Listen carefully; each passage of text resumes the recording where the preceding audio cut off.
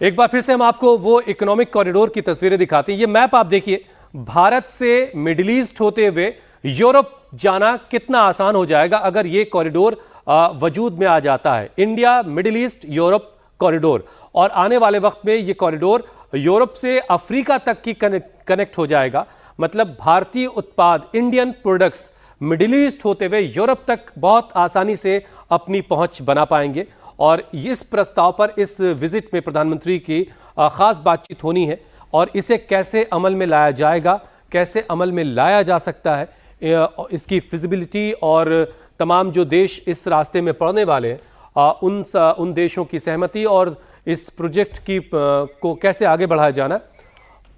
और ये देखिए, जो मुलाकात अभी हम आपको तस्वीरें दिखा रहे थे, प्रधानमंत्री ने उसे अपने एक्स पर पोस्ट भी कर दिया है। जब जॉर्जिया मेलोनी से उनकी मुलाकात हुई, दोनों गाड़ी में बैठ के वहाँ तक पहुँचे, और उसके बाद जब अपनी बालकनी से जॉर्जिया मेलोनी जो है पूरे खूबसूरत रोम की तस्वीरें प्रधानमंत्री को दिखा रही थी, तो उस वक्त जो तस्वीरें क्लिक हुई वो प्रधानमंत्री ने अपने पोस्ट एक्स पे किया है। Upon landing in Rome, had the opportunity to meet Prime Minister Meloni over dinner, followed by a visit to the iconic Colosseum.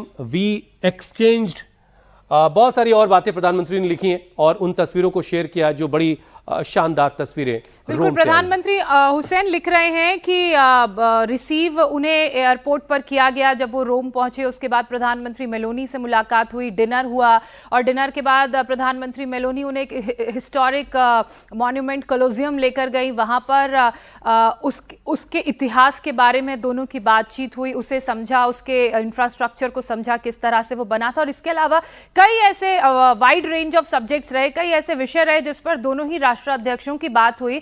और अब इसके आगे प्रधानमंत्री लिख रहे थे कि जो अगला आगे का दिन रहेगा उसमें जो समझौते दोनों देशों के बीच रहे होंगे उनको लेकर बहुत उम्मीदें हैं और उत्सुकता है। और आइए एक बार फिर से बंगाल का रुख करते हैं। शुभेंदु सरकार ने एक बड़ा फैसला यहां पर लिया है। इस बार भी सीएम शुभेंदु अधिकारी ने ममता बनर्जी को अपना फैसला लेकर एक बड़ा झटका दिया है। शुभेंदु अधिकारी ने पश्चिम बंगाल में ओबीसी आरक्षण नीति में बड़ा बदलाव कर दिया है। सरकार ने कुल ओबीसी आरक्षण को 17% से घटाकर अब 7% कर दिया। साथ ही मुस्लिम समुदाय को मिल रहा ओबीसी का फायदा तत्काल प्रभाव से खत्म कर दिया गया है।